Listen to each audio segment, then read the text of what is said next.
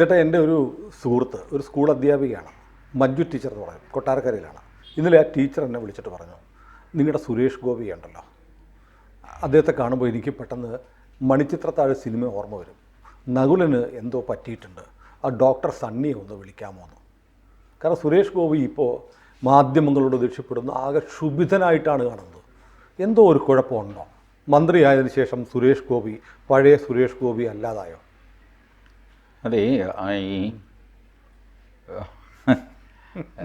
ഇതൊന്നും കാണാഞ്ഞിട്ടാണ് അല്ലെങ്കിൽ അറിയാഞ്ഞിട്ടാണ്. ലാലു പ്രസാദ് അത് കുടുംബമടക്കം ഒരിക്കൽ തിരുവനന്തപുരത്ത് വന്നു, കന്യാകുമാരിയിൽ പോയതാണ്. തിരിച്ച് തിരുവനന്തപുരത്ത് വന്ന് ട്രെയിൻ കയറുന്നിടത്ത് വെച്ചിട്ട് മലയാളത്തിൽ ഒരു പത്രപ്രവർത്തകനെ ലാലുവിൻ്റെ മകൾ തല്ലി. മിസ എന്നാണ് കുട്ടിയുടെ പേര്. അടിയന്തരാവസ്ഥയിൽ MISA, maintenance of internal security act. Lalu തടവിലോ മറ്റായിരുന്നു ആ നിയമപ്രകാരം. അപ്പോഴാണ് ഈ കുട്ടി ജനിക്കുന്നത്, അതുകൊണ്ട് മിസ എന്ന് പേരിട്ടു. അവരാണ് തല്ലിയത്. ഒന്നും സംഭവിച്ചില്ല കേട്ടോ. കാരണം തല്ലിയത് ലാലുവിൻ്റെ മകളാണ്. കൊണ്ടു സന്തോഷമായി. CPI general secretary AB Bardhan ഉണ്ടായിരുന്നു. ഇപ്പോൾ CPIക്കാർ പോലും അങ്ങനെ പേര് മറന്നു പോയിട്ടുണ്ട്. AB ബർധൻ എന്ന് പറഞ്ഞ ഒരാളുണ്ടായിരുന്നു. AB ബർധൻ CPIയുടെ ഓഫീസിൽ വെച്ചിട്ട് ഡൽഹിയിൽ ഒരു പത്രക്കാരൻ്റെ കഴുത്തിന് കുത്തിപ്പിടിച്ചിട്ട് ഭിത്തിയിൽ ചേർത്തിങ്ങനെ പൊക്കി. പയ്യനായിരുന്നു, അങ്ങനെ അങ്ങ് പൊക്കി AB ബർധൻ. മുലായം സിംഗ് യാദവ് ഒരു പത്രക്കാരനെ തടവിലിട്ട് വീട്ടിൽ. എനിക്ക് സ്വന്തം വീട്ടിൽ അയാളെ ഇൻ്റർവ്യൂ ചെയ്യാൻ പോയവനെ അവിടെ പൂട്ടിയിട്ടിട്ട് എനിക്ക് അനുകൂലമായ റിപ്പോർട്ട് എഴുതി എന്നെ കാണിച്ചിട്ട് ഇവിടുന്ന് പോയാൽ മതി. അവൻ 110 പേരെ ഫോൺ ചെയ്ത്, ആർക്കും ധൈര്യമില്ല മുലായം സിംഗ് അതിൻ്റെ വീട്ടിലേക്ക് കയറി ചെല്ലാൻ. ഒരു പത്രക്കാരനും അനങ്ങിയില്ല. 1-2 പേര് അവിടെ ഇവിടേക്ക്. ഇപ്പോൾ ഈ യൂട്യൂബൊക്കെ വന്നു കഴിഞ്ഞാൽ പഴയ കഥ പറയുന്ന കൂട്ടത്തിൽ ഈ കഥകളൊക്കെ പറയുന്നുണ്ട്. അതർവൈസ് റിപ്പോർട്ട് ചെയ്യാൻ തൻ്റെ ഇടം ഉണ്ടാകും ഇവർക്കാർക്ക്. ഇപ്പം പിണറായി വിജയൻ, ഞാൻ പറയുകയാണ്, പിണറായി വിജയൻ പരസ്യമായിട്ടൊരു പത്രക്കാരൻ്റെ നെഞ്ചത്ത് ചവിട്ടിയാൽ അത് സ്വർഗരാജ്യം എന്ന് പറഞ്ഞ് നടക്കുമാർ അല്ലേ? അതിനെ വെള്ളപൂശാൻ KUWJ ഉണ്ടാകും. ഒരു മനുഷ്യനെ പ്രകോപിപ്പിക്കുന്നതിന് ഒരു ലിമിറ്റ് വേണം, ഒരു ലിമിറ്റ് വേണം. മറ്റ് രാഷ്ട്രീയക്കാരെ ഒന്നും സുരേഷ് ഗോപിയെ പോലെ ഇങ്ങനെ ദ്രോഹിക്കാറില്ല.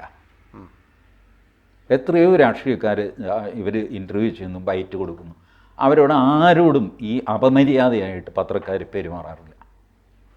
ഈ മനുഷ്യനെ മാത്രം ടാർഗറ്റ് ചെയ്ത് ഉപദ്രവിക്കുന്നു. അങ്ങേര് സഹിക്കുന്നൊരു പരിധിയില്ലേ, അങ്ങേര് തിരിഞ്ഞു കളിക്കുന്നു. പിന്നെ നിങ്ങളാരാ എന്ന് ചോദിക്കുന്നു. അങ്ങനെ ചോദിക്കാം. സത്യത്തിൽ ഞാനും ചോദിക്കുന്നു, നിങ്ങളാരാ? നിങ്ങൾക്ക് എന്താ കൊമ്പുണ്ടോ? അതൊരു മര്യാദകെട്ട ചോദ്യമല്ലേ? എന്ത് മര്യാദകേട്? ഞാൻ പറഞ്ഞു, നിങ്ങൾ കാണിച്ച മര്യാദകേട് അതിൻ്റെ പാരമ്യത്തിൽ എത്തിക്കഴിഞ്ഞപ്പോഴാണ് വക്കീലന്മാർ നിങ്ങളെ ഇട്ട് തല്ലിയത് അല്ലേ? നിങ്ങൾ അങ്ങോട്ട് തല്ലി, അവർ തിരിച്ചും തല്ലി. എന്ത് ചെയ്തു? നിങ്ങൾ ഞൊട്ടിയോ? ഒന്നും ചെയ്തില്ലല്ലോ. അതുകൊണ്ട് മനുഷ്യരുടെ ക്ഷമയ്ക്കൊരു പരിധിയുണ്ട്. പത്രക്കാരന് ഒരു കൊമ്പുമില്ല, അത് പത്രക്കാർ മനസ്സിലാക്കണം. എന്നോട് ക്ഷുഭിതയായിട്ട് ഒരു മര്യാദയുമില്ലാതെ ഞാൻ പിന്നെ ഒന്നും മിണ്ടിയില്ല. പെൺകുട്ടിയാണ്, 24-25 വയസ്സ് പ്രായം. തുമ്മി തെറിച്ചിട്ട് നിങ്ങൾക്ക് മുല്ലപ്പെരിയാർ ഡാമിൻ്റെ ഡൗൺ സ്ട്രീമിൽ താമസിക്കാൻ പറ്റുമോ? എനിക്ക് ആ ഭാവം എനിക്കൊട്ടും ഇഷ്ടപ്പെട്ടില്ല. കാരണം ഒരു മനുഷ്യനാണ് ഞാൻ എന്നുള്ളൊരു പരിഗണന പോലും ഇല്ലാതെയാണ് ആ കുട്ടിയുടെ ആ ബോഡി ലാംഗ്വേജ്.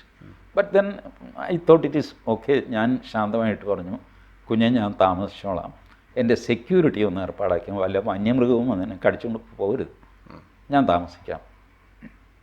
അപ്പോൾ അതെങ്ങനെ താമസിക്കുന്നത്? ബാക്കിയുള്ളവരൊക്കെ വന്നു. അപ്പോൾ ഞാൻ പറഞ്ഞു, ലുക്ക്, മണ്ണ് കൊണ്ട് ഒരു ഡാം ഉണ്ടാക്കി എൻജിനീയർമാരുടെ അഭിമാനമായിരുന്ന ഡോക്ടർ M വിശ്വേശ്വരയ്യ. ആ ഡാം നിൽക്കില്ല എന്ന് പറഞ്ഞ എല്ലാവരും. വിശ്വേശ്വരയ്യ പറഞ്ഞു, നിങ്ങൾ വെള്ളം തുറന്നു വിട് റിസർവോയറിൽ, ഈ ഡാമിൻ്റെ ഡൗൺ സ്ട്രീമിൽ ഞാനിരിക്കും, ഡാം പൊട്ടുകയാണെങ്കിൽ ഞാൻ മരിച്ചു പോട്ടെ. വെള്ളം തുറന്നു വിട്ടു, ഒന്നും സംഭവിച്ചില്ല. ആ വിശ്വേശ്വരയ്യയുടെ ജന്മദിനമാണ് എൻജിനീയേഴ്സ് ഡേ. ഞാൻ എൻജിനീയറാണ്, ക്വാളിഫൈഡ് എൻജിനീയറാണ്, സിവിൽ എൻജിനീയറല്ല, ബട്ട് എൻജിനീയർമാരുടെ കാറ്റഗറിയിൽപ്പെട്ടവനാണ്. ഞാൻ പറയുന്നു മുല്ലപ്പെരിയാർ പൊട്ടുകയില്ല. എൻ്റെ സെക്യൂരിറ്റി മുല്ലപ്പെരിയാറിൻ്റെ അതിൻ്റെ താഴെ പോയി ഇരിക്കുക എന്ന് പറഞ്ഞാൽ കൊതുക് കടിച്ച് ചത്തുപോകും. പുലിയും കടുവയൊന്നുമല്ല, കൊതുക് കടിച്ച് ചത്തുപോകും. ഇതില്ലാതെ ചെയ്യാമെങ്കിൽ ഞാൻ 1 മാസം അവിടെ താമസിക്കാം. 1 മാസത്തിൽ കൂടുതൽ എൻ്റെ അമ്മയ്ക്ക് സുഖമില്ലാതിരിക്കുക, അമ്മയെ നോക്കാൻ ആൾ വേണം, ഞാനും ഭാര്യയാണ് നോക്കുന്നത്. 1 മാസത്തിൽ കൂടുതൽ എനിക്ക് മാറി നിൽക്കാൻ പറ്റില്ല. എനിക്ക് സത്യം പറഞ്ഞു കഴിഞ്ഞാൽ ഞാൻ പൊട്ടിത്തെറിക്കേണ്ടതാണ്. നീ ആരാ എന്നുള്ള ചോദ്യം എനിക്ക് ചോദിക്കാമായിരുന്നു. ഇവിടെ ഈ പത്രക്കാരെന്താ വിചാരിക്കുന്നത്? അവർക്ക് എവിടെയും കയറാം, എന്തും ചോദിക്കാം, ആരുടെയും ഒരു മൂടോ സംഗതിയോ ഒന്നും അവർക്ക് പ്രശ്നമല്ല. ഇത് ശരിയല്ല, ഇതൊരു പത്രപ്രവർത്തനമല്ല, ഇത് പപ്പരാസി പ്രവർത്തനമാണ്. അല്ല, മാധ്യമങ്ങൾ ചോദിക്കുന്നത് ജനങ്ങൾക്ക് വേണ്ടിയല്ലേ? അല്ല, മാധ്യമങ്ങൾ ചോദിക്കുന്നത് ഊത്ത പോലെ സുരേഷ് ഗോപിയെ കാണുമ്പോൾ അയാളുടെ പിന്നാലെ പോയിട്ട് all sorts of uncomfortable questions. ഈ ക്വസ്റ്റ്യൻ നമ്മൾ കേൾക്കില്ല, ആൻസർ മാത്രമല്ലേ കേൾക്കുള്ളൂ. അതാണ് വേറെ അഡ്വാൻറ്റേജ്. നിങ്ങൾ ആരാ എന്ന് സുരേഷ് ഗോപി ചോദിക്കുന്നു. ഇങ്ങനെ ചോദിക്കാൻ ഇടയാക്കിയ ചോദ്യം ഏതാ? ആദ്യം ഒരു കാണിക്കയില്ല, ഐ ചലഞ്ച്. നിങ്ങൾ ചോദ്യം കാണിക്കണം, അപ്പോഴേ ഉത്തരം ജസ്റ്റിഫൈഡ് ആവുള്ളൂ. ഉത്തരം മാത്രം കാണിച്ച് സുരേഷ് ഗോപിയെ നാറ്റിക്കുന്ന പരിപാടി നടക്കില്ല. ഇങ്ങനെ നിങ്ങൾ നടത്തിയാണ് അങ്ങേരെ MP ആയത്. ഇനി വീണ്ടും നടത്തിക്കോ, അങ്ങേരെ ഇരട്ട MP ആകും. 2 സ്ഥലത്ത് നിന്ന് ജയിച്ചു എന്ന് വരും. This is what is going to happen. ഈ മനുഷ്യൻ്റെ ക്ഷമയ്ക്കൊരു അതിനുണ്ടെന്ന്. പിന്നെ മറ്റ് രാഷ്ട്രീയക്കാരെ പോലെ സുരേഷ് ഗോപി ഒരു ബോൺ രാഷ്ട്രീയക്കാരനല്ല. ഹി എന്ന് പറഞ്ഞ് ചിരിച്ചുകൊണ്ട് ഇങ്ങനെ എല്ലാവരോടും അങ്ങനെയുള്ള ആളല്ല. ആ മനുഷ്യൻ എന്താണോ അതാണ് ആ മനുഷ്യൻ. പലരും പറയും സുരേഷ് ഗോപി കമ്മീഷണർ വേഷം അഴിച്ചു വെച്ചിട്ടില്ല. അങ്ങനെയല്ല. Suresh Gopi was born commissioner. ആ വേഷം വെച്ച് കഴിഞ്ഞപ്പോൾ അത് സ്യൂട്ടായി എന്നേ ഉള്ളൂ. അല്ലാതെ ആ വേഷം ആവേശിച്ചിട്ട് പിന്നെ സുരേഷ് ഗോപി കമ്മീഷണർ ആയതല്ല. സുരേഷ് ഗോപി ജനിച്ചപ്പോൾ ജന്മം കൊണ്ട് തന്നെ ഒരു കമ്മീഷണറാണ്. ആ വേഷം കിട്ടിക്കഴിഞ്ഞപ്പോൾ പെർഫെക്റ്റായി. നമ്മളുടെ ക്യാരക്ടറിന് പറ്റിയ ഇപ്പോൾ മെലിഞ്ഞുണങ്ങി കറുത്ത് പൊക്കം കുറഞ്ഞ് വികൃത രൂപം ആയിട്ടുള്ള ഒരു റോൾ എനിക്ക് കിട്ടുക എന്ന് വെച്ചോ, ഞാനത് ഭംഗിയാക്കും. കാരണം അതാണ് ഞാൻ, എൻ്റെ റിയൽ ക്യാരക്ടറാണ് എനിക്ക് കിട്ടിയിരിക്കുന്നത്. This is what has happen. അല്ലാതെ റിവേഴ്സ് അല്ല. കമ്മീഷണർ ആയിക്കഴിഞ്ഞിട്ട് സുരേഷ് ഗോപി ആയതല്ല, കമ്മീഷണർ ആയിരുന്നു സുരേഷ് ഗോപി. ആ വേഷം വന്നപ്പോൾ ഷൈൻ ചെയ്തു. സുരേഷ് ഗോപി അതിനു മുമ്പും അങ്ങനെ തന്നെയായിരുന്നു. ഈ സുരേഷ് ഗോപിയുടെ എന്താണ് ഈ മാധ്യമങ്ങൾക്ക് ഇത്ര ദേഷ്യം? ഒരു കൗതുകം. നിങ്ങൾക്ക് പെട്ടെന്ന് ദേഷ്യം വരുന്നു എന്ന് വരുമ്പോൾ നിങ്ങളെ ദേഷ്യപ്പെടുത്താൻ ആളുകൾക്ക് കൗതുകം കൂടുതൽ. അത് തുറഞ്ഞു നോക്കുക. That is number 1. ബട്ട് ശരിക്കും ഉള്ളിൻ്റെ നമ്പർ 1 എന്ന് പറഞ്ഞു കഴിഞ്ഞാൽ ജയിക്കാൻ പാടില്ലാത്തൊരു സ്ഥാനാർത്ഥിയായിരുന്നു സുരേഷ് ഗോപി. അവനങ്ങ് ജയിച്ചു കളഞ്ഞു. ഞാൻ വേണമെങ്കിൽ ഈ പിള്ളേരുടെ പേര് പറയാം, പത്രക്കാരുടെ. പോട്ടെ, പിന്നീട് എപ്പോഴെങ്കിലും പറയാം. ഇപ്പം ഞാൻ പറഞ്ഞു കഴിഞ്ഞാൽ നല്ല പേരുകളായിരിക്കില്ല വരുന്നത്. അതുകൊണ്ടാണ് ഞാനിത് ക്ലോസ് ആയിട്ട് വാച്ച് ചെയ്യുന്നുണ്ട്. ഇവർക്കെല്ലാം ദേഷ്യം എന്താണെന്ന് വെച്ചാൽ BJP-കാരൻ, അതും സുരേഷ് ഗോപി, അതും തൃശ്ശൂരിൽ നിന്ന് ഞങ്ങൾ നോക്കി നിൽക്കുക. അതും ഒരു പെണ്ണ് കേസ് വരെ ഞങ്ങൾ തലയിൽ വെച്ച് കൊടുത്തു. എന്നിട്ട് ഷിത ജഗത് ഇപ്പം എവിടെ പോയി? ആ case? My question is to Shitha Jagath and KUWJ. എവിടെ ആ കേസിൻ്റെ സ്റ്റാറ്റസ് എന്താ? ഞാൻ ഇവിടെ ഇരുന്ന് ഈ കസേരയിൽ പറഞ്ഞ ഓർമ്മ എനിക്കുണ്ട്. ആ കുട്ടി അനുഭവിക്കും ഈ കള്ളത്തരത്തിനെന്ന് ഞാൻ സുനിലിനോടാണ് പറഞ്ഞത്. It should not be done. ഇതൊക്കെ ഒരു മനുഷ്യൻ്റെ മനസ്സിലില്ല എന്നാണ് നിങ്ങളുടെ വിചാരം? ഈ ക്യാരക്ടർ അസാസിനേഷൻ നിങ്ങൾ നടത്തിയത് ആ മനുഷ്യൻ മറന്നു കളഞ്ഞു എന്നാണ് നിങ്ങളുടെ വിചാരം? നിങ്ങൾക്ക് നേരം വെളുത്താൽ വൈകുന്നേരം വരെ ഒരുപാട് പേരുടെ ക്യാരക്ടർ നിങ്ങൾക്ക് നശിപ്പിക്കാം, ആരെപ്പറ്റി എന്ത് ഊള വാർത്തയും കൊടുക്കാം. ബട്ട് അതിന് വിധേയരാകുന്ന ആളുകൾക്കും ഒരു മനസ്സുണ്ട്, ഒരു ഹൃദയമുണ്ടെന്ന് ഓർക്കണം. നിങ്ങൾ ഈ 3-4 വർഷം ഏതെങ്കിലും ഒരു ചാനലിൽ നടത്തുന്നു എന്ന് വിചാരിച്ചിട്ട് നിങ്ങൾ സ്വർഗരാജ്യമൊന്നും കിട്ടുന്നില്ല. നിങ്ങൾക്ക് വേറെ കസേരയും കിട്ടുന്നില്ല. എനിക്കും സുനിലിനുള്ള അധികാരമൊക്കെ ഇവർക്കുള്ളൂ. പത്രപ്രവർത്തകർക്ക് യാതൊരു പ്രത്യേക അവകാശങ്ങളും ഇല്ല. പിന്നെ അക്രഡിറ്റേഷനുള്ള പത്രപ്രവർത്തകന് അസംബ്ലിയിൽ കയറിയിരിക്കാം, പാസ് എടുത്തവന് ജില്ലാ കളക്ടറേറ്റിൽ കയറാം, ഇല്ലേ? ഫീസ് അടച്ചു കഴിഞ്ഞാൽ മൃഗശാലയിൽ കയറാം. ഇത്രയേ ഉള്ളൂ. മൃഗശാലയിൽ കയറുന്നതും അസംബ്ലിയിൽ കയറുന്നതും ഏകദേശം ഒരുപോലെയാണല്ലോ, പ്രൊസീജിയർ രണ്ടാണെന്നേ ഉള്ളൂ. ഇത് ഒരു പ്രിവിലേജായിട്ട് കൊണ്ടു നടക്കുക ഇവർക്ക് എവിടെയും കയറാം, ആരുടെയും പ്രൈവസി ഇൻട്രൂഡ് ചെയ്യാം. എനിക്കറിയില്ല. ഞാൻ ഇപ്പം നടന്ന ഒരു മഹാപാപം ഞാൻ പറയാം. എന്താ, വീട്ടിൽ പ്രസവം നടന്നു, സ്ത്രീ മരിച്ചുപോയി, ഭർത്താവിനെ അറസ്റ്റ് ചെയ്തു. എനിക്ക് മനസ്സിലായില്ല, വീട്ടിൽ പ്രസവിക്കാൻ പാടില്ല, അങ്ങനൊരു നിയമമുണ്ടോ നാട്ടിൽ? ഇല്ല, പക്ഷേ അതിനകത്ത് പ്രോപ്പറായി ഹോസ്പിറ്റലിൽ കൊണ്ടുപോകേണ്ട സമയത്ത് കൊണ്ടുപോയില്ല, മെഡിക്കൽ സഹായം തേടിയില്ല എന്നുള്ളതൊക്കെ. അത് ആ മനുഷ്യൻ്റെ അസസ്മെൻ്റാണ്. നമ്മൾ ഒരാളിനെ ആശുപത്രിയിൽ കൊണ്ടുപോകണോ വേണ്ടയോ എന്ന് തീരുമാനിക്കുന്നു. എത്രയോ ഇൻസിഡൻസ് ഞാൻ പറയാം. ഒരു പനി ഉണ്ടായിരുന്നു ചേട്ടാ അയാൾക്ക്. അപ്പോൾ ഡോക്ടറെ അടുത്ത് പോയാലോ, നോക്കാം വൈകുന്നേരം ആകുമ്പോൾ ശരിയാകുമായിരിക്കും. ഉച്ചയ്ക്ക് ശകലം കഞ്ഞി കുടിച്ചു, എനിക്ക് വയ്യ എന്ന് പറഞ്ഞിട്ട് ചാരുകസേലിരുന്നു, മരിച്ചുപോയി. കേട്ടിട്ടില്ലേ ഇത്തരം കഥകൾ? ഉണ്ട്. ഇയാളെ രാവിലെ തന്നെ ആശുപത്രിയിൽ കൊണ്ടുപോകാഞ്ഞത് എന്തെന്ന് ചോദിച്ചു സുനിലിനെ അറസ്റ്റ് ചെയ്താൽ എന്ത് ചെയ്യും? ഇതങ്ങനെയല്ല. അല്ല, രാവിലെ അയാൾ പറഞ്ഞതാണ്, അയാൾക്ക് സുഖമില്ല എന്ന് അയാൾ പറഞ്ഞു. ഹോസ്പിറ്റലിൽ പോയാലോ എന്ന് ആലോചിച്ചു, അല്ല നോക്കാം എന്ന് പറഞ്ഞു. ഇതിനിടയ്ക്ക് ആൾ മരിച്ചുപോയി. What will you do?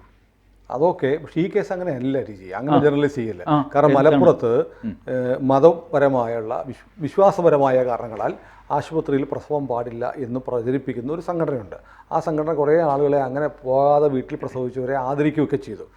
ഇദ്ദേഹം ഒരു കടുത്ത മതവിശ്വാസിയാണ്.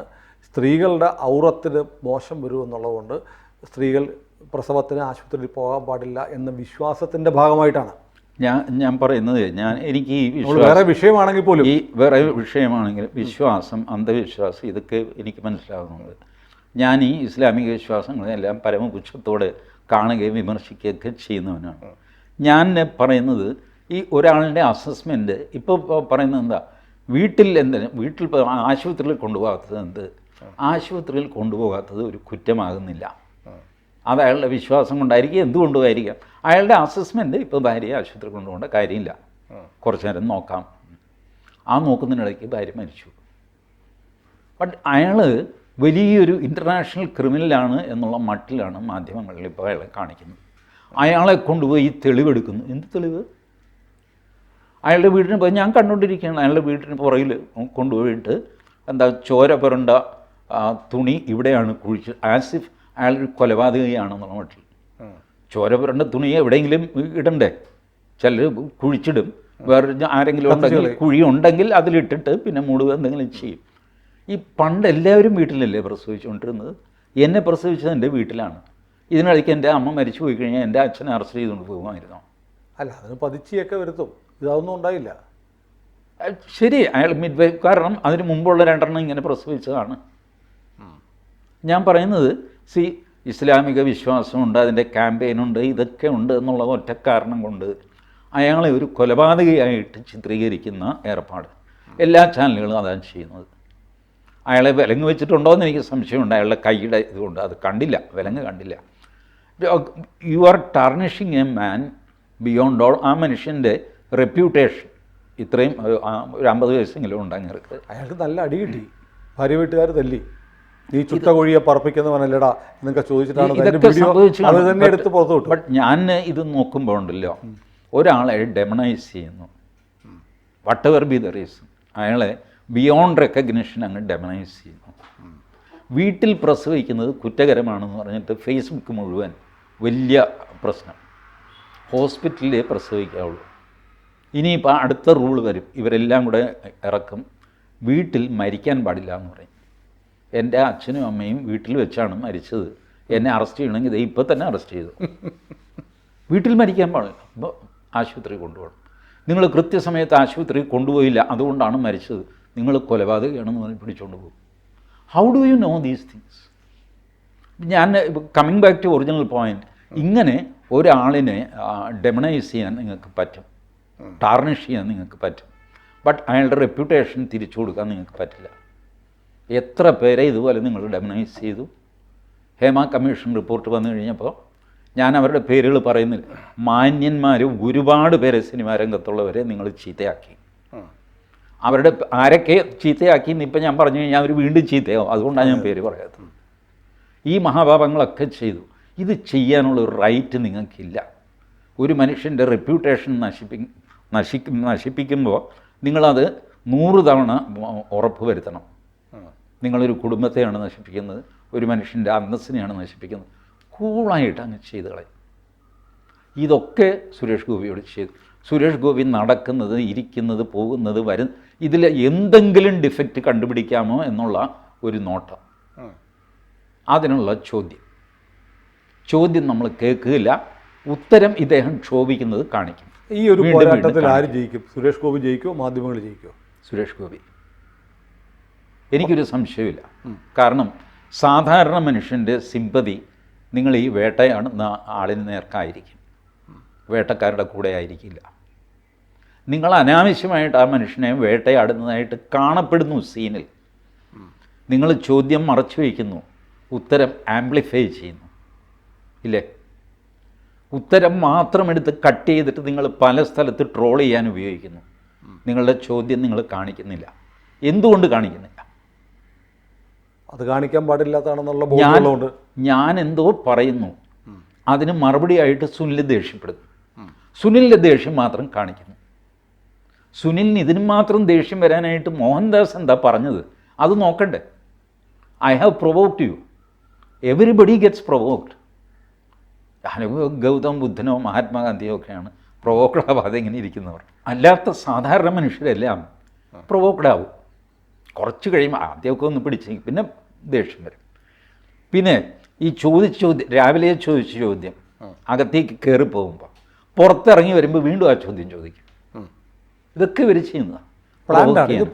ഇവർക്ക് എങ്ങനെയെങ്കിലും സുരേഷ് ഗോപി ഒരു മോശം ആളാണെന്ന് വരുത്തണം. തൃശ്ശൂർകാർക്കൊരു തെറ്റ് പറ്റി, അങ്ങനെ ഒരു പ്രചരണമില്ലേ? തൃശ്ശൂരിനൊരു തെറ്റ് പറ്റി. ഇത് ജസ്റ്റിഫൈ ചെയ്യാനായിട്ടാണ് ഈ പരിപാടി. അതുകൊണ്ടാണ് ഇവരിങ്ങനെ സുരേഷ് ഗോപിയെ ടാർഗറ്റ് ചെയ്യുന്നത്. അല്ലെങ്കിൽ നോക്കിക്കോ, കേന്ദ്രമന്ത്രിയായിരുന്നു അൽഫോൻസ് കണ്ണന്താനം. അദ്ദേഹത്തെ ഇങ്ങനെ ഓടിച്ചിട്ട് പിടിക്കുന്നത് കണ്ടിട്ടുണ്ടോ? ഇല്ല. കാരണം MP ആയിരുന്നില്ല. വി മുരളീധരൻ അങ്ങനെ ഓടിച്ചിട്ട് പിടിക്കുന്നത് കണ്ടിട്ടുണ്ടോ? ഇല്ല. ലോക്സഭയിലേക്ക് ജയിച്ചില്ല. രാജീവ് ചന്ദ്രശേഖർ ഓടിച്ചിട്ട് പിടിക്കുന്നത് കണ്ടിട്ടുണ്ടോ? ലോക്സഭയിലേക്ക് ജയിച്ച ആളല്ല. ഇപ്പോൾ രാജീവ് ചന്ദ്രശേഖർ പ്രസിഡൻ്റായി, എന്നാൽ ഓടിച്ചിട്ട് പിടിക്കുന്നത് കണ്ടിട്ടുണ്ടോ? ഇല്ല. ഇല്ല. സുരേന്ദ്രനെ ഓടിച്ചിട്ട് പിടിക്കുന്നത് കണ്ടിട്ടുണ്ടോ? ഇല്ല. കുമ്മനത്തെ ചെയ്യില്ല. ബട്ട് സുരേഷ് ഗോപിയെ ചെയ്യുന്നു. അതിന് കാര്യം എന്താണെന്ന് വെച്ചാൽ സുരേഷ് ഗോപി ജയിച്ചു. വലിയ തെറ്റാണ്. നിയമത്ത് O രാജഗോപാലിനെതിരെ ഇത് ചെയ്യാൻ പറ്റില്ല. കാരണം ഹി വാസ് ടു ഓൾഡ്. ഇത്തരം ടെക്നിക്സ് ഇറക്കിക്കഴിഞ്ഞാൽ ഇമ്മീഡിയറ്റ് സഹതാപം O രാജഗോപാലിന് നിൽക്കുമ്പോൾ, കാരണം അത്ര പ്രായമായ നല്ല മനുഷ്യനെന്ന് എല്ലാവരും വിരൽത്തുമ്പ് വരെ മാന്യനായ മനുഷ്യൻ എന്നെല്ലാവർക്കും അറിയാവുന്ന ആളാണ് O രാജഗോപാൽ. ടാർണിഷ് ചെയ്യാൻ പറ്റില്ല. സുരേഷ് ഗോപി അങ്ങനെയല്ല. അതുകൊണ്ട് തൃശ്ശൂർകാർക്ക് ഒരു അബദ്ധം പറ്റി എന്ന് വരുത്തി തീർക്കാനുള്ള മനഃപൂർവമായ ശ്രമം, അതും മാധ്യമങ്ങളിലെ LDF UDF ലോബികളുടെ കാൽക്കുലേറ്റഡ് ആയിട്ടുള്ള അറ്റാക്കാണ് സുരേഷ് ഗോപിക്കെതിരെ നടക്കുന്നത്. ഇതിൻ്റെ സിമ്പതി ഫാക്ടർ വീണ്ടും സുരേഷ് ഗോപിക്ക് അനുകൂലമായിട്ടായിരിക്കും വർക്ക് ചെയ്യുന്നത്. Last time also you played this game, you didn't win. അപ്പോൾ നമുക്ക് മഞ്ജു ടീച്ചറോട് പറയാം, ചികിത്സ വേണ്ടത് അല്ലേ, സണ്ണിയെ വിളിക്കേണ്ടത് സുരേഷ് ഗോപിയെ കാണിക്കാനല്ല, നഗലിനെ കാണിക്കാനല്ല, കാഴ്ചക്കാരെ കാണിക്കാനാണ്. കാഴ്ചക്കാരെ കാണിക്കേണ്ട കാര്യമൊന്നുമില്ല. അല്ലെങ്കിൽ കാഴ്ചക്കാർക്ക് ഇത് മനസ്സിലാവുന്നുണ്ട്. ഈ പൊളിറ്റിക്സാണ്. ഇതിന് സണ്ണിയെയും ജേക്കബിനെയും ഒന്നും വിളിക്കേണ്ട കാര്യമില്ല. This is politics clearly being played by Kerala media against a man. Targeting Suresh Gopi, again targeting Suresh Gopi, provoking him beyond all reasonable limits. And provoked ആയിട്ടുള്ള സുരേഷ് ഗോപിയെ പിന്നെ അതുമാത്രം കാണിച്ചുകൊണ്ടിരിക്കുക. സോ ദാറ്റ് സുനിലിനോട് ചോദിച്ച ആ ടീച്ചർ അവരെവിടെ നോക്കിക്കഴിഞ്ഞാൽ ഇദ്ദേഹം പൊട്ടിത്തെറിക്കുന്നു. അതെ, ഒരേ പൊട്ടിത്തെറിയാണ്. ഒരു ചാനലിൽ കാണിച്ചു, വേറെ ചാനലിൽ കാണിച്ചു. ഇവർ ഈ ആംഗിളിൽ നിന്നെടുത്തു, അവർ ആ ആംഗിളിൽ നിന്നെടുത്തു, വേറെ വേറെ ആണെന്ന് ടീച്ചർക്ക് തോന്നുന്നതാണ്. ദേ ക്രിയേറ്റ് ആൻ ഇംപ്രഷൻ സാധാരണ മനുഷ്യൻ്റെ മനസ്സിൽ. ഇയാൾക്കിത് തന്നെ ജോലിയാണല്ലോ. തിരിച്ചൊന്ന് ആലോചിക്കാൻ പറയുക, എന്തുകൊണ്ടായിരിക്കും, എന്ത് ചോദിച്ചപ്പോഴാണ് അയാൾ പൊട്ടിത്തെറിച്ചത്? ഒരു മനുഷ്യനെ പൊട്ടിത്തെറിപ്പിക്കുന്ന പല ചോദ്യങ്ങളുണ്ട്. തീർച്ചയായിട്ടും ഒറ്റ ചോദ്യം കൊണ്ട് എനിക്ക് സുനിലിനെ ക്ഷുഭിതനാക്കാം. മര്യാദ കിട്ട ഒരു ചോദ്യം കൊണ്ട്. ഈ മൈക്ക് മ്യൂട്ടായിരിക്കും, സുനിലിൻ്റെ മൈക്ക് വർക്ക് ചെയ്യുന്നുണ്ടാവും. സുനിൽ ബഹളം വെച്ചത് കാണും, എൻ്റെ ഇത് കാണുന്നുമില്ല, ഞാൻ വളരെ മര്യാദ. ഈ പരിപാടിയാണ് നടക്കുന്നത്. ഏതായാലും ജനം ഇതെല്ലാം കാണുന്നുണ്ട്. ജനം ഇതെല്ലാം കാണുന്നുണ്ടെന്ന് ഞാൻ പറയുന്നില്ല. ജനങ്ങൾ ഈ രീതിയിൽ ചിന്തിക്കണം. പ്രത്യേകിച്ചും തൃശ്ശൂരുകാർ. എന്തുകൊണ്ടാണ് നിങ്ങളുടെ MP-യെ ഇവർ ഓടിച്ചിട്ട് തല്ലുന്ന പോലെ ഇങ്ങനെ പെർസ്യൂ ചെയ്യുന്നത്? ഞാനതിലെ പറഞ്ഞു, പത്രപ്രവർത്തനമല്ല ഇത്, പപ്പരാസി എന്ന് പറയും. ഈ മറ്റേ ഡയാനയൊക്കെ ഓടിച്ചിട്ട് പപ്പരാസികളിൽ നിന്ന് രക്ഷപ്പെടാൻ പോയിട്ട് കാർ ആക്സിഡൻറ്റിലാണ് ഇവർ മരിക്കുന്നത്, ആ ഡയാന രാജകുമാരി. അങ്ങനെ ഒരു കൂട്ടം വെട്ടുക്കിളി പോലെ ആക്രമിച്ചുകൊണ്ടിരിക്കുക ഒരു മനുഷ്യൻ. അങ്ങനെ ചെയ്യുമ്പോൾ തന്നെ നമ്മുടെ പിന്നാലെ ഒരു 15 പേര് ഇങ്ങനെ നടന്നു വരുന്നത് ആലോചിച്ച് നോക്കി. Sir sir sir sir sir ഇങ്ങനെ. അപ്പം നമുക്ക് ദേഷ്യം വെച്ച് പുറകിൽ നിന്ന് മാറുകൊച്ചേ എന്ന് പറയാൻ തോന്നുമല്ലോ. ആ അവസ്ഥയാണ്. അപ്പോൾ പുറകിൽ നിന്ന് മാറുകൊച്ചേ അബദ്ധം പിടിച്ചു. ഇന്നത്തേക്കുള്ളതായി. അത് കാൽക്കുലേറ്റഡ് മലൈനിങ് ഓഫ് എ മാൻ. അതാണ് സുരേഷ് ഗോപിക്കെതിരെ നടക്കുന്നത്. ഏതായാലും ഇത് തീരാനൊന്നും പോണില്ല. ഇവർ ഇത് തുടർന്നുകൊണ്ടേയിരിക്കും. അല്ലെങ്കിൽ പിന്നെ നാട്ടുകാരെങ്കിലും ഇടപെടും. ഏതെങ്കിലും ഒരു ദിവസം നാട്ടുകാർ. ഏതായാലും മാധ്യമ പ്രവർത്തനം സുതാര്യമായും സത്യസന്ധമായും നടക്കട്ടെ. സുതാര്യം ആവില്ല, സത്യസന്ധവും ആവില്ല. മാധ്യമ പ്രവർത്തകർക്ക് അസാമാന്യമായ അജണ്ടയാണ് കേരളത്തിൽ. അസാമാന്യമായ for everything they have an agenda. ഇന്നസെൻ്റായിട്ട് സ്പോർട്സ് പോലും കവർ ചെയ്യാൻ പറ്റാത്ത രീതിയിൽ രാഷ്ട്രീയവൽക്കരിക്കപ്പെട്ട ഒരു സ്ഥലമാണ് കേരളത്തിലെ മാധ്യമരംഗം. കൂടുതൽ വാർത്തകളും വിശേഷങ്ങളും നിങ്ങളിലേക്ക് എത്താൻ ABC മലയാളം സബ്സ്ക്രൈബ് ചെയ്യുക, ബെൽ ബട്ടണും അമർത്തുക.